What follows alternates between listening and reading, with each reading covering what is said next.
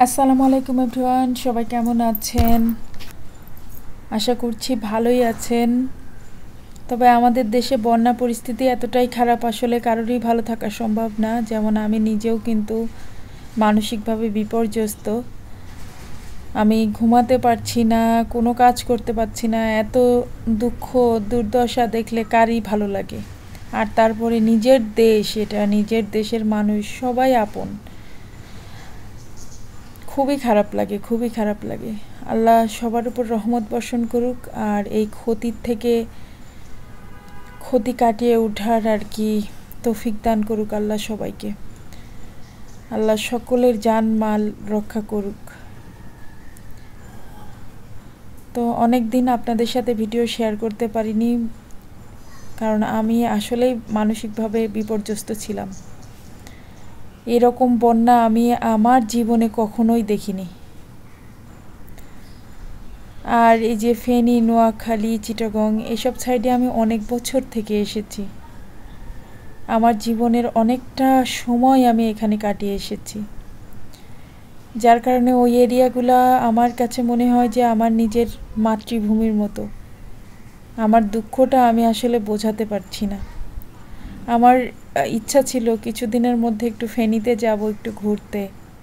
এখানে অনেক পরিচিত মানুষ আছে, সবাই আসতে বলে, কিন্তু আমার যাওয়া হয় না। আমার খুব শখ ছিল যে আমি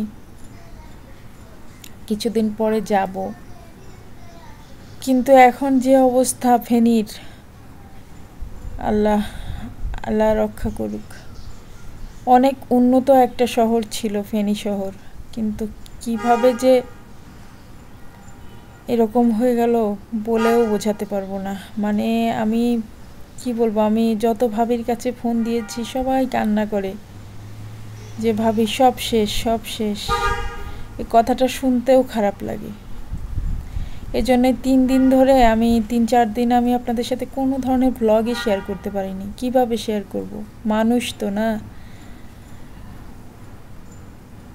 আর একটা জায়গা যেখানে আমি অনেকগুলা বছর কাটিয়ে এসেছি, সেখানে যখন এরকম দুরবস্থা তখন কেমন লাগে?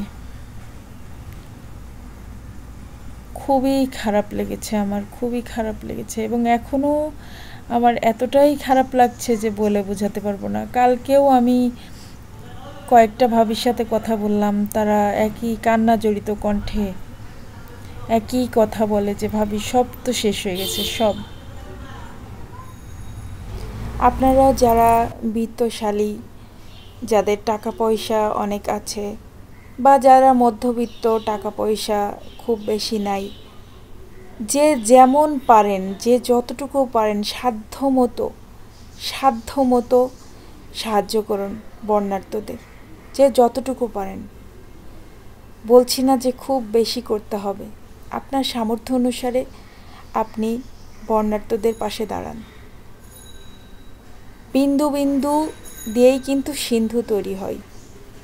এই বিন্দু বিন্দু সাহায্যগুলো দিয়েই কিন্তু আবার ঘুরে দাঁড়াতে পারবে এই বন্যা দুর্গত এলাকাগুলো। তাই যার যতটুকু সামর্থ্য আছে, যে যতটুকু পারবেন, সে ততটুকু দিয়েই পাশে দাঁড়াবেন। যার বেশি আছে সে একটু বেশি দিবেন, যার কম আছে সে একটু কম দিবেন, কিন্তু দিবেন, দাঁড়াবেন তাদের পাশে। ভীষণ খারাপ লাগছে দেখে, ভীষণ খারাপ লাগছে। কত মানুষ যে অনাহারে আছে আমি সেটা বলেও বোঝাতে পারবো না। ছাদের উপরে বন্দি, কোনো দোকানপাট নাই, কিচ্ছু নাই, সব পানিতে ডুবে আছে। খাবারটা কোথা থেকে আসবে? মানুষ তো আর খাবার ঘরের মধ্যে কিনে রেখে দেয় না, আর রেখে দিলেই কি, ঘরই তো ডুবে গেছে, 1 তলা 2 তলা সমান পানি উঠে গেছে, তা কোথায় খাবার রাখবে? ছাদবন্দি সব মানুষ, ছাদের উপরে আছে। আবার কেউ যারা 6 তলা 7 তলায় থাকে তারাও যে খুব ভালো আছে তা না, তারা তো খাবারের সংকটে আছে।